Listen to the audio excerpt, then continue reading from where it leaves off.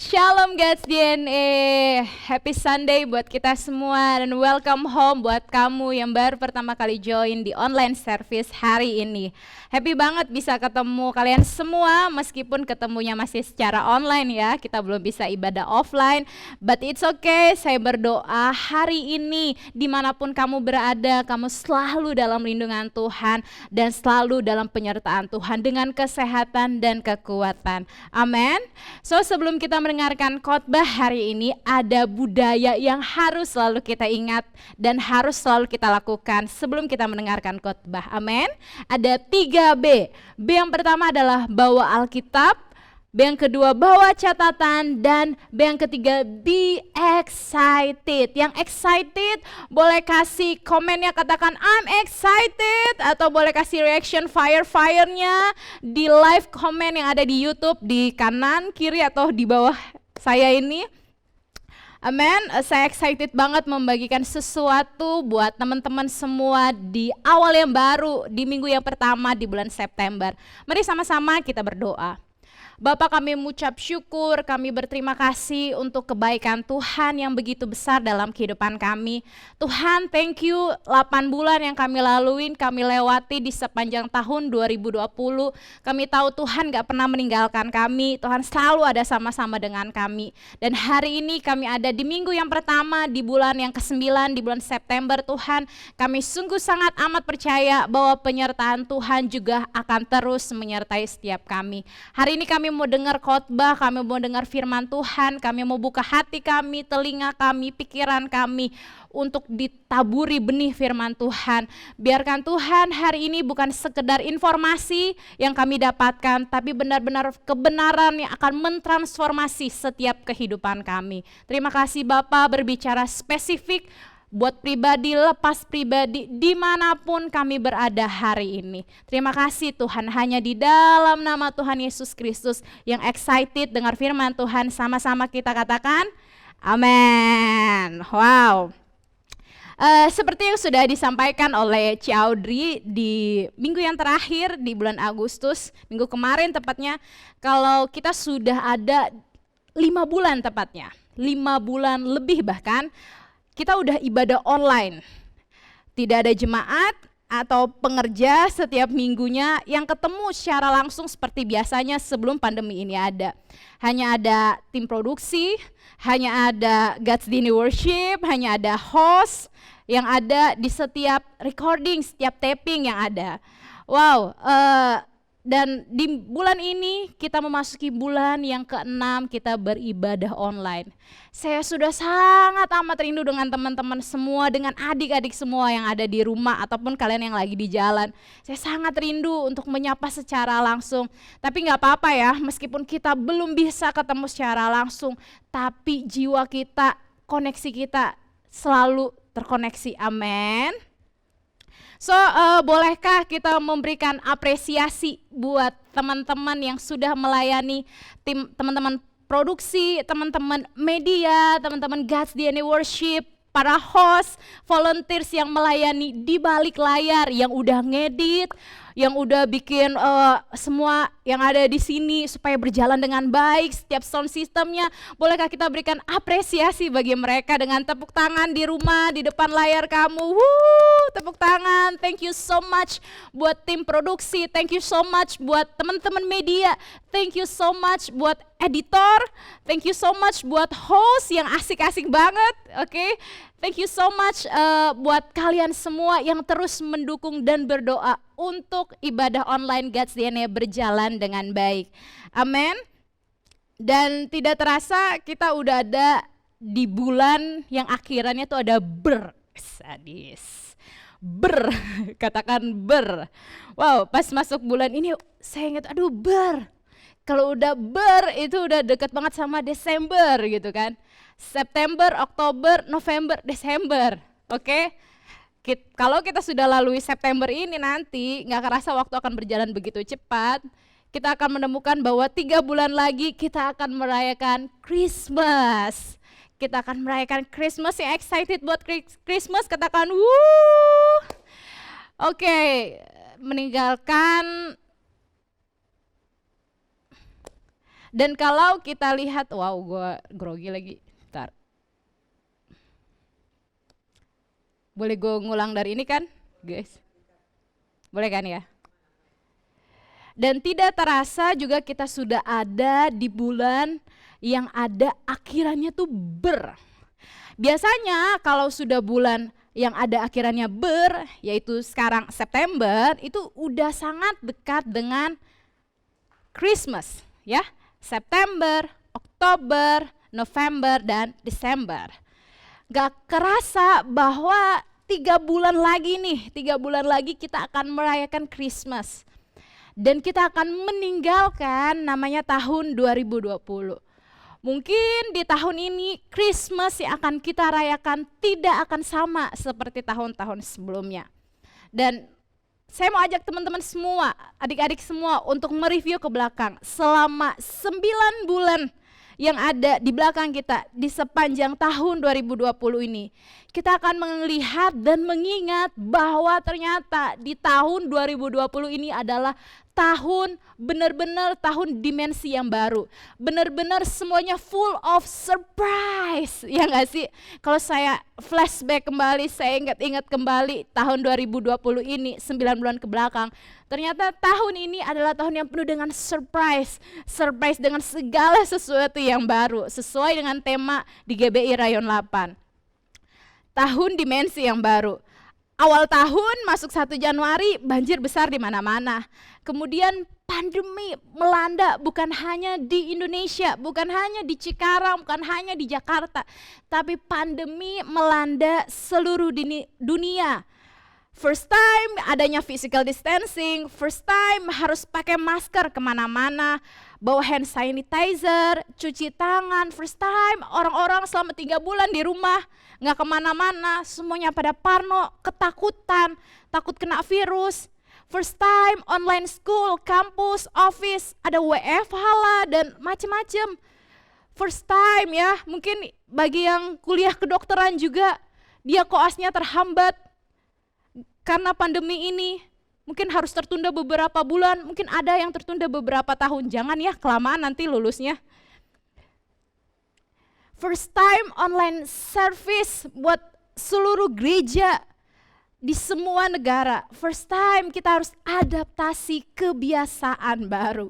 Semuanya serba first time, pertama kali, baru di tahun 2020.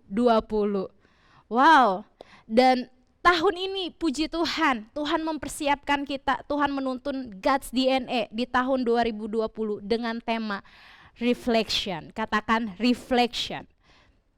Dan 3 fokus yang Tuhan berikan untuk kita berjalan di tahun 2020. Ada 3 Kak, keintiman, kekudusan, dan karakter. Saya sangat percaya bahwa tema yang Tuhan berikan buat God's DNA bukan sekedar tema yang asal-asalan. Bukan sekedar tema yang muncul dengan idenya pemimpin, tanpa ada konfirmasi kepada Tuhan dengan kepada sesama gitu. Enggak, saya percaya Tuhan membawa God's DNA dengan tema reflection dengan tujuan mempersiapkan setiap kita anak-anak muda masing-masing pribadi lepas pribadi untuk menghadapi masa pandemi ini. Yang setuju katakan amin.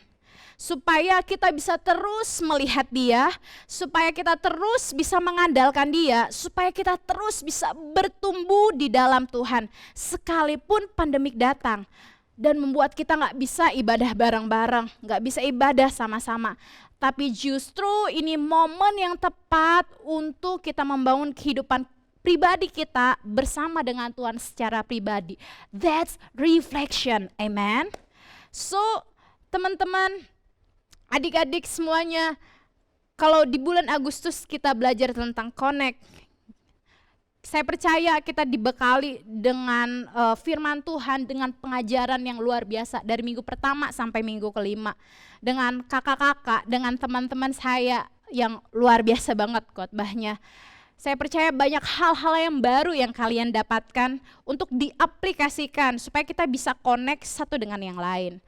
Nah, di sepanjang bulan September ini kita akan membahas tentang salah satu culture yang ada di God's DNA. Kalau kalian tahu 4R, harusnya kalian tahu. Kalau kalian belum tahu, Saya encourage kalian kalau ada spiritual growth track SGT 1 online, kalian mungkin bisa ikut itu ya, untuk sama-sama tahu culture God's DNA itu apa aja sih.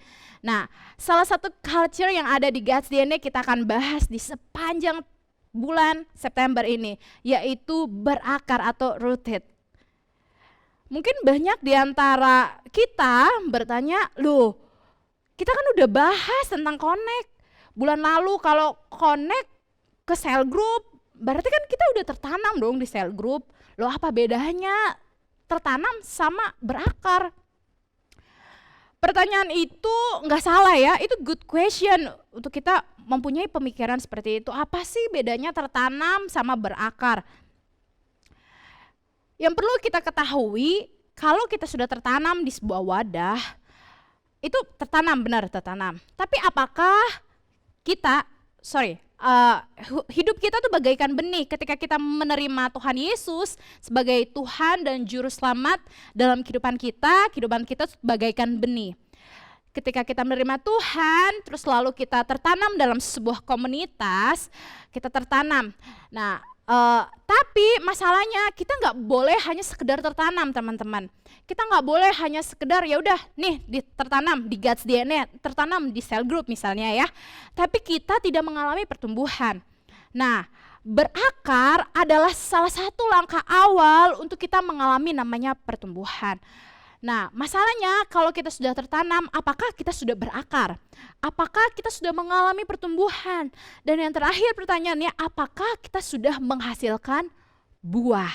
Mari sama-sama buka di Kolose pasal yang kedua ayat yang ke-7. Kolose 2 ayat yang ke-7. Kita baca sama-sama ya. 1, 2, 3. Hendaklah kamu berakar di dalam Dia dan dibangun di atas Dia. Hendaklah kamu bertambah teguh dalam iman yang telah diajarkan kepadamu dan hendaklah hatimu melimpah dengan syukur. Sekali lagi saya bacakan buat kalian semua. Hendaklah kamu berakar di dalam Dia dan dibangun di atas Dia. Hendaklah kamu bertambah teguh dalam iman yang telah diajarkan kepadamu. Hendaklah hatimu melimpah dengan syukur. Amin. Kolose adalah kitab yang ditulis oleh Rasul Paulus kepada jemaat yang ada di Kolose saat itu. Surat ini ditulis Paulus pada saat keadaan, kondisinya, momennya dia di dalam penjara. For your information, keadaan penjara pada masa itu bukan seperti penjara masa kini. Mungkin kalau kalian yang pernah ke penjara masa kini, saya pernah beberapa kali untuk ibadah pelayanan ke lapas ya. Penjaranya ya cukup enak, bahkan ada ya katanya isu-isu bahwa penjaranya tuh VIP, ada AC, macam-macam bla bla, ada berbagai macam fasilitas di setiap lapas yang ada. Tapi pada saat itu, pada momen itu, kondisi penjara itu bukan kondisi yang enak. Terkurung, mungkin sempit, bau di bawah tanah. Itu keadaan Paulus pada saat dia menulis surat dan mengirimkan surat itu kepada jemaat yang ada di Kolose. Tujuan Paulus mengirimkan surat kepada jemaat di Kolose saat itu untuk mengingatkan kepada setiap jemaat yang ada pada saat itu supaya hidupnya terus mengalami kepenuhan di dalam Kristus. Bukan sekedar menerima Kristus sebagai Tuhan Juru Selamat, tertanam di dalam Kristus, tapi do nothing, gak ngelakuin apapun. Sehingga kehidupan mereka tidak pernah mengalami namanya pertumbuhan, sehingga kehidupannya nggak ngalamin namanya menghasilkan buah. Paulus mengingatkan buat setiap jemaat yang ada di Kolose bahwa ketika kamu sudah menerima Tuhan sebagai Tuhan Juru Selamat dalam kehidupan kamu, Tuhan yang menebus hidupmu dari dosa, jadi kamu harus melakukan sesuatu. Yang pertama adalah kamu harus berakar di dalam Tuhan. Berakar sangat diperlukan bagi setiap kita. Karena tanpa berakar terlebih dahulu, mustahil untuk kita bisa mengalami namanya pertumbuhan. Kalau pertumbuhan aja mustahil, bagaimana dengan menghasilkan buah? Sama sekali kayaknya nggak bisa. Makanya Paulus mengingatkan, hendaklah kamu berakar di dalam Dia. Kalau kita udah tertanam di dalam Tuhan, kehidupan kita sebagai benih sudah tertanam menerima Tuhan Yesus sebagai Tuhan dan Juru Selamat kita. Jangan lupa untuk kita tuh berakar supaya tuh kita mengalami namanya pertumbuhan serta menghasilkan buah. Akar merupakan bagian dari tumbuhan atau tanaman yang biasanya ada di dalam tanah dan menjadi pokok dari sebuah tumbuhan, baik tumbuhan itu kecil maupun tumbuhan itu besar. Selain akar, ada struktur tanaman juga yang lainnya, ada batang, daun, bunga, dan buah. Tetapi perlu diingat sekali lagi bahwa batang, daun, bunga, dan buah itu tergantung dari pertumbuhan si akarnya, tergantung keadaan akar tersebut. Makanya tanaman atau tumbuhan itu nggak bisa bertahan, nggak bisa bertumbuh bahkan menghasilkan buah tanpa adanya akar yang kuat, tanpa adanya tanaman itu berakar. Itu tuh nggak akan pernah bisa. Teman-teman tahu, mungkin kalian pernah melihat bahwa mungkin di sekeliling rumah kalian ada pohon kalau ada angin ditiup dia melambai ke sana, melambai ke sini. Nah, tapi dia tuh nggak patah ya. Pernah ngelihat nggak tanaman atau tumbuhan atau pohon yang ada di sekeliling kalian? Kalau angin datang tuh cuma kayak gini-gini loh. Dia nggak patah. Dia nggak apa ya namanya, nggak chaos, nggak apa gitu namanya. Dia tetap bisa teguh berdiri. Kenapa bisa tetap bertahan? Karena ada akar yang menopang pohon, tumbuhan, tanaman tersebut. Sehingga ketika angin datang menerpa hal itu, pohon, tanaman, tumbuhan itu nggak gampang patah, nggak gampang goyah, nggak gampang layu, nggak gampang mati. Karena ada akar yang kuat yang menopang pohon tersebut. Nah, menurut KBBI, setelah saya cari-cari saya juga penasaran ya. Apa sih ini berakar gitu kan? Berakar menurut KBBI, Kamus Besar Bahasa Indonesia, adalah benar-benar mendalam, berpegang teguh, sudah lama menetap di suatu tempat. Berakar berarti benar-benar mendalam, berpegang teguh, sudah lama menetap di suatu tempat. Makanya firman Tuhan katakan di Kolose tadi, hendaklah kamu berakar di dalam Dia. Hendaklah kita semua harus berakar di dalam Dia. Berarti hubungan kita di dalam Tuhan seharusnya benar-benar mendalam. Berakar itu berarti kita benar-benar dalam, benar-benar melekat, benar-benar intim sama Tuhan. Dan itu bukan terjadi hanya satu kali. Itu bukan terjadi hanya setiap hari Minggu. Itu bukan terjadi hanya di Kul aja. Tetapi itu terjadi setiap hari, every day in our life. Yang setuju katakan amin. Berarti berakar juga kita berpegang teguh sama Tuhan. Berpegang teguh bahwa kekuatan kita hanya ada di dalam Tuhan. Sebesar apapun yang kamu alami, masalah apapun yang kamu hadapi, kita harus tetap berpegang teguh sama Tuhan. Amin. Itu berakar.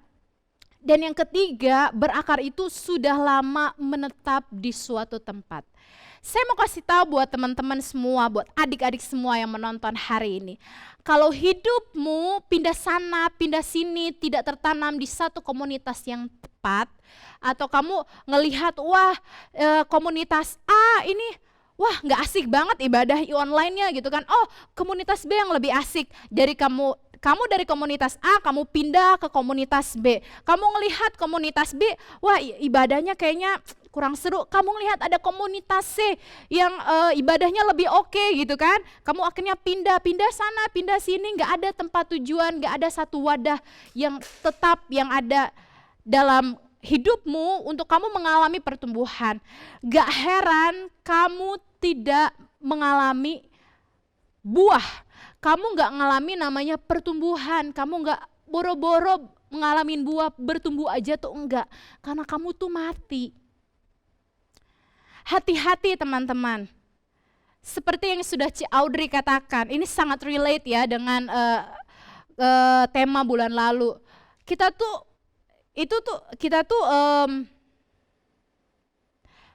ini sangat relate dengan tema di bulan lalu, connected yang Ci Audrey bahas di minggu yang terakhir. Kita nggak bisa bilang, oh yang A lebih bagus, oh yang B lebih bagus gitu kan. Sehingga kita nyari sampai lupa bahwa kita tuh perlu loh ngalamin namanya pertumbuhan. Kita tuh perlu loh ngalamin namanya berbuah gitu. Makanya kita perlu menetap lama di suatu tempat atau wadah. Kalau God's DNA tempatnya, ayo sama-sama kita berakar, ayo sama-sama kita bertumbuh, ayo sama-sama kita berbuah. Amin. Mungkin di tempat di wadah itu kamu harus kayak dicangkok, kamu harus di servis ya istilahnya, apa gitu yang buat tanaman, kalau kamu harus dirawat, ada yang dipotong ini itu, untuk kamu bisa ngalamin pertumbuhan yang baik, untuk kamu bisa menghasilkan buah. Tapi it's okay, karena di tempat yang ada, di wadah yang ada, kamu akan berakar dengan kuat. Amin. Akar adalah bagian paling penting dalam tanaman atau tumbuhan. Ada 3 fungsi akar yang saya ringkas, ada 3 fungsi akar. Dari sekian banyak fungsinya saya ringkas dalam suatu tanaman. Yang pertama, akar itu berfungsi untuk penyerapan atau absorpsi, untuk penyerapan unsur hara dan air. Yang kedua, akar itu sebagai jangkar yang membantu tanaman berdiri kokoh di atas tanah, karena akar berfungsi menentukan kokohnya tanaman. Yang ketiga, tempat menyimpan cadangan makanan hasil fotosintesis. Biasanya ini terdapat pada tanaman umbi-umbian, kalau kalian tahu ada wortel, kentang, dan lain-lain. Nah, 3 fungsi akar ini juga harusnya ada di dalam kehidupan kita. Supaya mempunyai akar yang kuat dan mengalami pertumbuhan, bahkan menghasilkan buah, kita perlu tahu fungsinya. Kalau kita berakar, yang pertama adalah penyerapan. Ketika kita berakar, kita tuh menyerap apa sih? Ini nyerap apa sih? Kita buka sama-sama di Ayub 29 ayat 19. Ayub 29 ayat 19. Firman Tuhan katakan begini, akarku mencapai air dan embun bermalam di atas ranting-rantingku. Akar dari bahasa aslinya adalah shehres, memiliki arti berakar dalam-dalam atau permanen. Sedangkan air itu diambil dari kata maim. Untuk berakar kita harus menyerap sesuatu ya. Untuk kita punya akar yang kuat, untuk kita berakar kita harus menyerap sesuatu. Apa yang diperlukan kita, apa yang perlu kita serap? Apa yang perlu kita serap untuk memiliki akar yang kuat? Yang pertama adalah tentunya firman Tuhan. Untuk kita memiliki akar yang kuat, harus kita menyerap namanya firman Tuhan. 2 Timotius 3 ayat 16 sampai 17, firman Tuhan katakan begini. Segala tulisan yang diilhamkan Allah memang bermanfaat untuk mengajar, untuk menyatakan kesalahan, untuk memperbaiki kelakuan, dan untuk mendidik orang dalam kebenaran. Dengan demikian, tiap-tiap manusia mempunyai kepunyaan Allah, diperlengkapi untuk setiap perbuatan baik. Saya mau kasih tahu teman-teman, untuk kita bisa menyerap firman Tuhan, jangan lupa untuk make time sama Tuhan. Spend your time with your Bible, spend your time with God gitu kan. Gunakan waktu-waktu yang ada, bukan waktu yang sisa, tapi waktu-waktu yang terbaik, waktu-waktu yang maksimal yang kamu punya untuk Tuhan. Kamu berikan buat Tuhan supaya kamu bisa menyerap firman Tuhan, supaya kamu bisa belajar firman Tuhan lebih lagi. Jangan lupa membaca, merenungkan, bahkan melakukan kebenaran firman Tuhan dalam kehidupan kita setiap hari. menyerap setiap kebenaran firman Tuhan yang ada dalam kehidupan kita, supaya kita memiliki akar yang kuat. Karena kebanyakan setiap kita hanya mau menyerap hal-hal yang berasal dari dunia, yang sifatnya hanya sementara, yang sifatnya hanya memuaskan keinginan daging. Kita spend our time lebih banyak with our Instagram, our Twitter, our YouTube ya, atau apapun. Tapi kita lupa spend our time with God gitu. Kita lupa membaca firman Tuhan, kita lupa untuk ngulik firman Tuhan. Kita lupa untuk berdoa. Gimana kita bisa bertumbuh, punya akar yang kuat kalau kita gak pernah menyerap firman Tuhan. Amin. So hari ini saya ajak, encourage kalian semua untuk ayo serap firman Tuhan lebih banyak. Gunakan waktu-waktu dengan waktu yang berkualitas, bukan waktu-waktu yang sisa-sisa. Banyak kan kita kasihnya waktu sisa-sisa ya. Tapi saya berdoa hari ini kamu mendengarkan firman Tuhan, kamu kasih waktu yang terbaik buat Tuhan. Bukan waktu yang sisa, tapi benar-benar waktu yang berkualitas supaya kamu bisa spend your time with God dan with your Bible. Amen. Supaya kita bisa serap firman Tuhan dengan banyak.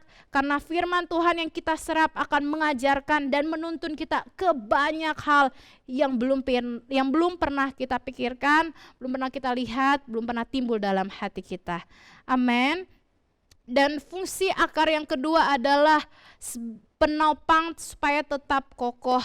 Kenapa kita harus berakar? Kita harus tahu bahwa supaya dapat menopang kehidupan kita tetap kokoh. Amsal 12 ayat 3 firman Tuhan bilang begini, orang tidak akan tetap tegak karena kefasikan, tetapi akar orang benar tidak akan goncang.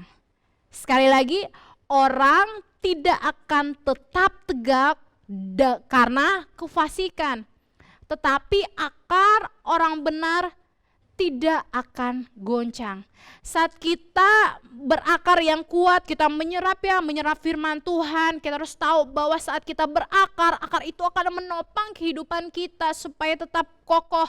Bayangkan ya, angin badai sebesar apapun goyangin kehidupan kita, tapi kalau kita punya akar yang kuat, wow, kita gak akan jatuh, kita gak akan goyah, kita akan terus berdiri tegak. Karena apa? Kita punya akar yang kokoh, batang yang kokoh yang ditopang oleh akar, sehingga kita bisa terus berjalan maju semakin hari dan semakin kuat. Amin. Kita gak akan tergoncangkan oleh apapun yang ada di dunia ini. Sekalipun pandemi datang, badai datang, bingung ya, waduh tahun ini harusnya aku keluar negeri untuk kuliah, jadinya harus ditunda mungkin tahun depan. Udah mikirin, waduh kalau di luar negeri aku mau kuliah ini itu kan, mau jalan-jalan ke sini ke sana sebelum mulai kuliah. Yang mikirin juga untuk kuliah ke luar kota yang udah bayar. Ternyata karena pandemi ini harus tetap stay di Cikarang, belum bisa pergi. It's okay. Badai datang di hidupmu sebesar apapun, kamu gak akan goyah, tapi kamu akan tetap terus kuat di dalam Tuhan. Karena kamu punya akar yang kuat yang menopang kehidupanmu. Amin. So yang ketiga adalah fungsi akar adalah menghasilkan pertumbuhan dan berbuah. Menghasilkan pertumbuhan dan buah. Amsal 12 ayat 12 firman Tuhan bilang begini, orang fasik mengingini jala orang jahat, tetapi akar orang benar mendatangkan hasil. Wow, sekali lagi, orang fasik mengingini jala orang jahat, tetapi akar orang benar mendatangkan hasil. Saat kita berakar kuat di dalam Tuhan, kita menyerap firman Tuhan dengan baik, dengan maksimal, kita spend time sama Tuhan dengan waktu-waktu yang berkualitas, sehingga bisa ngulik firman Tuhan, bisa belajar firman Tuhan lebih lagi. Terus kita juga akar kita tuh menjadi akar yang kokoh, yang menopang kehidupan kita. Dan yang terakhir, akar kita memberikan namanya pertumbuhan. Kalau sudah memberikan pertumbuhan, pasti akan menghasilkan namanya buah. Nah, kata berhasil diambil dari kata Nathan, memiliki arti memberikan, menyerahkan, membuat atau menambahkan. Firman Tuhan katakan di Yeremia pasal 17 ayat 8, ia akan seperti pohon yang ditanam di tepi air, yang merambatkan akar-akarnya ke tepi batang air, dan yang tidak mengalami datangnya panas terik, yang daunnya tetap hijau, yang tidak khawatir dalam tahun kering, dan yang tidak berhenti menghasilkan buah. You know, saat kamu punya akar yang kuat, kamu ngalamin pertumbuhan, musim apapun, masa apapun yang datang dalam kehidupan kamu, kamu akan terus dan tetap menghasilkan buah karena kamu memberikan, menyerahkan, membuat, menambahkan hasil-hasil buah di dalam kehidupanmu. Amin.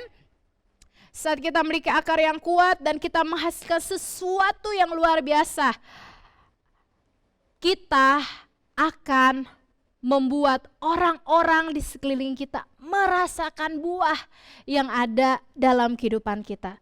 Karena first thing first, kita punya akar dulu yang kuat sampai pertumbuhan itu ada dan menghasilkan buah, dan buahnya dirasakan bukan hanya oleh kita pribadi, tapi buah itu dirasakan oleh sekeliling kita. Mereka melihat buah yang kita hasilkan dan mereka akan menjadi benih lagi kemudian untuk menjadi akar yang kuat, mengalami pertumbuhan lagi dan menghasilkan buah dan seterusnya. Sehingga lewat kehidupanmu akan banyak orang ketemu Tuhan secara pribadi. Yang setuju katakan amin. Jika kita memiliki akar yang kuat, kita akan terus menghasilkan buah-buah yang matang dalam kehidupan kita. Mazmur 1 ayat 3 firman Tuhan katakan, ia seperti pohon yang ditanam di tepi aliran air, yang menghasilkan buahnya pada musimnya, dan yang tidak layu daunnya. Apa saja, firman Tuhan katakan, apa saja yang diperbuatnya berhasil. Menghasilkan di Mazmur 1 ayat 3 memakai kata saulak, saulak yang memiliki arti beruntung, berkuasa, berguna dan menyenangkan. Saat kita menghasilkan buah itu artinya kita sedang beruntung, kita berkuasa, kita berguna dan menyenangkan Tuhan dan sekeliling kita. Amin. Saat kita memiliki akar yang kuat, kita akan berhasil dalam segala hal. Firman Tuhan katakan di musim apapun, pandemik sekalipun datang dalam kehidupan kita yang membuat segala sesuatunya stop. Pekerjaanmu kah sedang dalam masa-masa kekeringan, tapi kalau hidupmu punya akar yang kuat, kamu akan terus ngalamin pertumbuhan, kamu akan terus menghasilkan buah. Dan firman Tuhan katakan bahwa apa saja yang kamu perbuat pasti berhasil. Amin. Dan kita gak akan pernah bisa mengalami pertumbuhan, bahkan menghasilkan buah, sebelum kita benar-benar berakar di dalam Tuhan. Sekali lagi, kita tidak akan pernah bisa mengalami namanya pertumbuhan dan menghasilkan buah sebelum kita benar-benar berakar di dalam Tuhan. Berakar berarti kita benar-benar mendalam, melekat, intim sama Tuhan. Bukan cuma sehari, 2 hari, 3 hari. Bukan cuma setiap minggu, hari Minggu. Bukan cuma setiap hari Jumat. Tapi setiap hari dalam kehidupan kita. Dan berakar berarti kita berpegang teguh sama Tuhan. Kita terus pegang janjinya Tuhan, bahwa Tuhan yang akan selalu memberikan kekuatan, Tuhan yang akan selalu menolong kita, selalu akan memberikan jalan keluar badai sebesar apapun, kita akan tetap teguh karena kita punya Tuhan yang hebat, yang luar biasa. Dan berakar berarti kita menetap lama di suatu tempat. Saya encourage kamu yang masih suka pindah sana pindah sini, jangan pindah-pindah, tetapkan pilihanmu. Tetapkan wadah yang tepat untuk kamu mengalami pertumbuhan, bahkan menghasilkan buah. Ayo sama-sama kita tertanam, berakar, mempunyai akar yang kuat, dan kita bertumbuh, bahkan menghasilkan buah. Amin. Karena itu penting bagi setiap kita untuk mengerti fungsi kita berakar kuat di dalam Tuhan. Yang pertama, untuk menyerap air, untuk menyerap. Menyerap bukan sekedar air, tapi air itu berbicara tentang firman Tuhan, kehidupan kita bersama-sama dengan Tuhan. Karena itu penting untuk setiap kita mengerti fungsi kita berakar kuat di dalam Tuhan. Untuk serap firman Tuhan yang banyak, gunakan waktu-waktu yang terbaik, gunakan waktu-waktu yang berkualitas, bukan waktu-waktu yang sisa. Untuk kamu belajar firman Tuhan, untuk kamu spend time sama Tuhan. Untuk kamu ngulik firman Tuhan supaya semakin hari semakin mengerti isi hatinya Tuhan.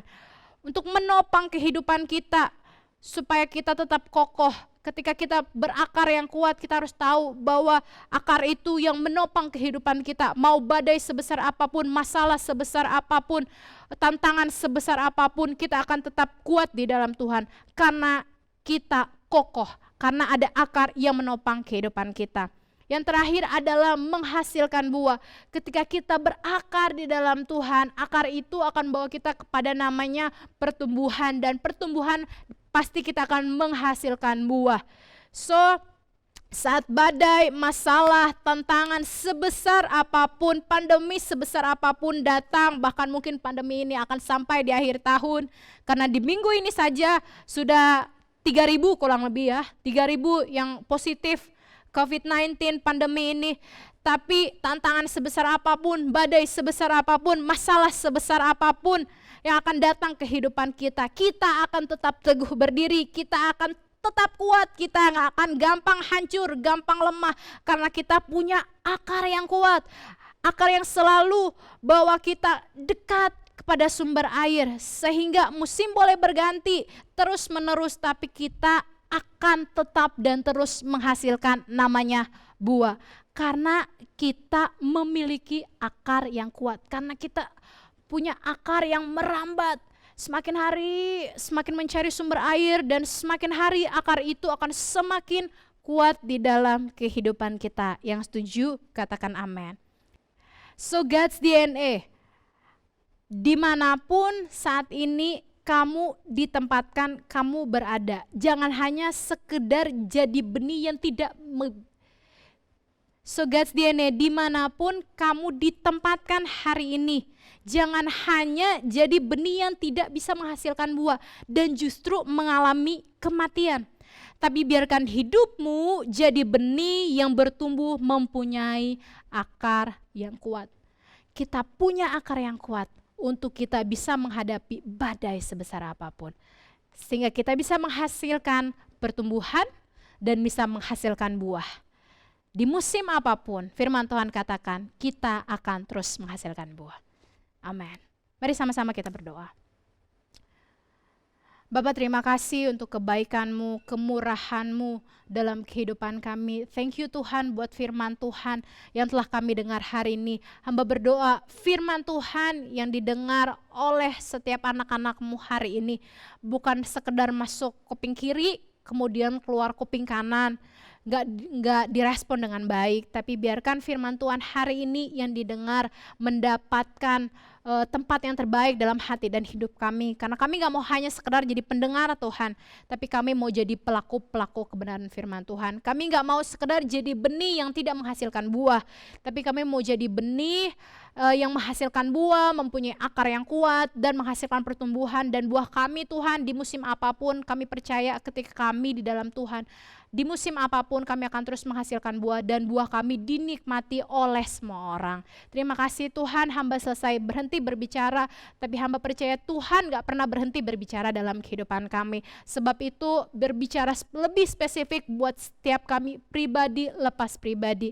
Hari ini Tuhan, biarkan sesuatu itu kami tangkap dengan baik dan kami praktekkan di dalam kehidupan kami masing-masing. Terima kasih Bapa, di dalam nama Tuhan Yesus Kristus kami berdoa, kami mengucap syukur, dan kami akan mengakhiri ibadah hari ini. Mari sama-sama angkat kedua tangan kita di hadapan Tuhan.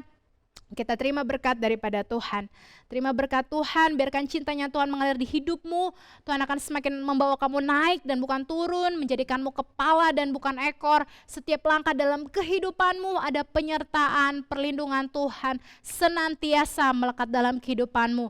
Dan biarkan hidupmu setiap harinya, setiap menit, bahkan setiap detik, semakin hari semakin mempunyai karakter Kristus, semakin ada kekudusan dan keintiman Tuhan dalam kehidupanmu. Sampai Tuhan Yesus datang menjemput kita di awan-awan yang permai dan memerintah bersama-sama dengan Dia sampai selama-lamanya. Hanya di dalam nama Tuhan Yesus Kristus yang sudah diberkati dan mau menjadi berkat. Mari sama-sama katakan amin.